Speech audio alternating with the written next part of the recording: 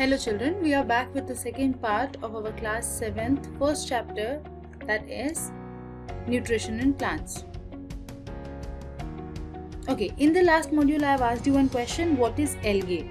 So algae are green colored organisms found in the stagnant water. They get their green color from chlorophyll. Since they have chlorophyll in them, they are capable of conducting photosynthesis. Okay, जो कभी ठहरा हुआ पानी होता है जैसे pond में जो हरे कलर का हमारे पास काई दिखता है, that is known as our algae, और वो ग्रीन कलर इसीलिए अपीयर होता है क्योंकि उसमें क्लोरोफिल होता है. Now this is the second module of this chapter and this is the completion of the chapter. In this module we'll be learning about other modes of nutrition in plants, how nutrients are replenished in the soil. Nutrients तो हम soil से ले लेते हैं, तो soil में वापस से फिर nutrients कैसे आते हैं वो इस मॉड्यूल में हम पढ़ेंगे. So what is a cell? Before knowing this, we need to learn cell क्या होता है. क्लास 6 में हम सेल के बारे में पढ़ चुके हैं, ये सिर्फ एक रिविजन है क्लास 6 का. All living organisms are made up of tiny structures called cell. Some organisms contains only one cell, while other plants and animals contain many cells of different kinds.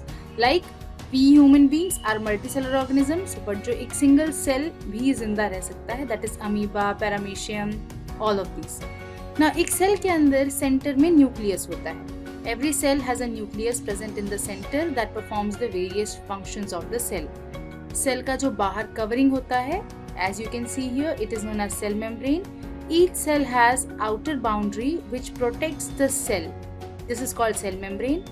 और इसके बीच में जो fluid होता है उसको हम साइटोप्लाज्म बोलते हैं. It is a jelly-like structure present in it. Now इसके अंदर बहुत सारे blue color, purple color, green color हमारे पास दिख रहे हैं. These all are called as cell organisms. Like हमारे अंदर में जितने organs होते हैं, ठीक है, वो एक human beings के अंदर है, वैसे ही एक single cell के अंदर भी उसके organelles होते हैं.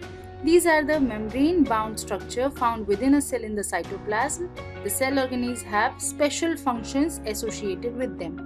कौन-कौन से important cell organelles होते हैं वो देखते हैं. यहाँ पे जो orange color का हमको एक oval shape का दिख रहा है, that is our mitochondria, and it is known as the powerhouse of the cell. Second is the endoplasmic reticulum, produces lipids and proteins in the cell. Now this purple color structure is the Golgi apparatus, helps in exporting materials, and also we have lysosomes which helps in the digestion in the cell. अब ये चारों organelles के बारे में पढ़ने के बाद आपको समझ में आ गया होगा. जैसे हमारी बॉडी में हमारा एनर्जी प्रोड्यूस करने के लिए एक पार्ट होता है, डाइजेशन के लिए एक्सक्रीटरी सिस्टम होता है, वैसे ही एक सेल, सिंगल सेल के अंदर भी सारे ऑर्गेनिजम्स होते हैं, ऑर्गेनील्स होते हैं. Okay, so this was the recap of your class 6th part. Now let us see what are the other modes of nutrition in plants. First one is parasitic nutrition, next is saprophytic, symbiotic and insectivorous. हम जब last module पढ़े थे उस module में हमने basic दो nutrition के types देखे थे. एक था ऑटोट्रॉपिक और दूसरा था हेटरोट्रॉपिक. ऑटोट्रॉपिक जो खुद का खाना बनाते हैं और दूसरा है हेटरोट्रॉपिक. हेटरोट्रॉपिक के अंदर हमारे पास प्लांट्स के लिए स्पेसिफिकली बहुत सारे ऐसे प्लांट्स भी होते हैं जो खुद का खाना नहीं बनाते, ओके, खुद से प्रोड्यूस नहीं करते हैं फोटोसिंथेसिस के प्रोसेस में. तो वो जो प्लांट्स हैं वो कैसे अपना फूड गैदर करते हैं, ठीक है, तो वो हम हेटरोट्रॉपिक न्यूट्रिशन इन प्लांट्स के 4 टाइप्स को स्टडी करने वाले हैं. So here it is our first type.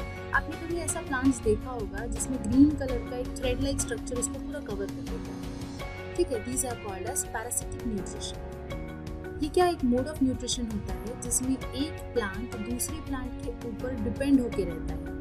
That means ये थ्रेड लाइक स्ट्रक्चर होता है ग्रीन कलर का, वो थ्रेड लाइक स्ट्रक्चर दूसरे प्लांट को पूरा कवर कर लेता है और उसके पूरे न्यूट्रिशन को सक कर लेता है.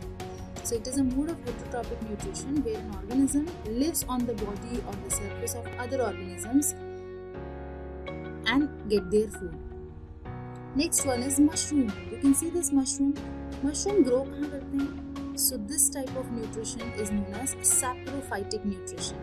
जहाँ पे भी कहीं dead and decaying parts होते हैं, वहाँ पे ये mushroom grow करते हैं.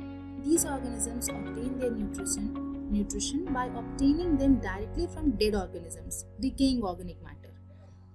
मतलब जो ऑलरेडी मरे हुए ऑर्गेनिक मैटर होते हैं उसके ऊपर ये उनसे फूड को गैदर करके एक नया ऑर्गेनिज्म बनता है. and that is also rich in nutrients. Next is symbiotic nutrition.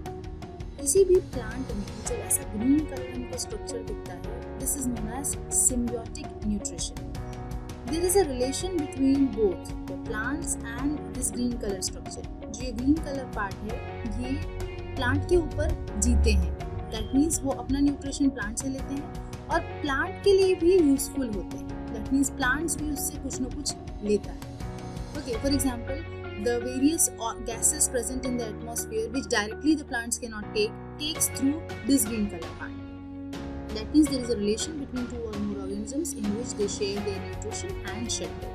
वो प्लांट उसको रहने के लिए भी अलाउ कर रहा है और खाने के लिए भी. सिमिलरली प्लांट उससे भी कुछ न कुछ फायदा ले रहा है. Next one is insectivorous nutrition. बहुत सारे प्लांट्स ऐसे होते हैं जो एनिमल्स को इनगल्फ कर लेते हैं या खा लेते हैं. जैसे ये एक प्लांट है, इस प्लांट के ऊपर जब मक्खी आके बैठी तो वो अपना मुंह बंद करके उसको खा गया. So this is they derive some of their nutrition from trapping and consuming animals और प्रोटोजोआस. नाउ प्लांट्स के अंदर हम न्यूट्रिशन ले रहे हैं किससे? सॉइल से.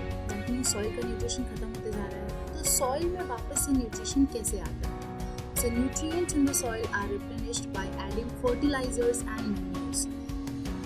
आप ये चीज़ जान ही रहे होंगे जब भी हम फार्मर्स के बारे में पढ़ते हैं या जब भी हम पढ़ते हैं कि फार्म लैंड्स डिग्रेड हो रहे हैं, तो फार्मर्स क्या खरीदते हैं? फर्टिलाइजर्स और पेस्टिसाइड्स खरीदते हैं. पेस्टिसाइड्स तो जो छोटे जानवर रहते हैं उसको मारने के लिए होता है. फर्टिलाइजर्स क्या होते हैं? Specific fertilizers are used for the soil to gain the nutrients. Fertilizers and manures contains some plant nutrients and minerals like nitrogen, phosphorus, potassium. The bacterium called rhizobium can take atmospheric nitrogen directly and convert it into soluble form. Thank you. So in this part, we have completely covered our chapter number 1 of class 7, that is nutrition in plants. And very soon we'll be dealing with our next chapter, that is chapter number 2. The same also, I have also shared with the question and answers of NCERT with you after this module. So stay tuned and keep learning.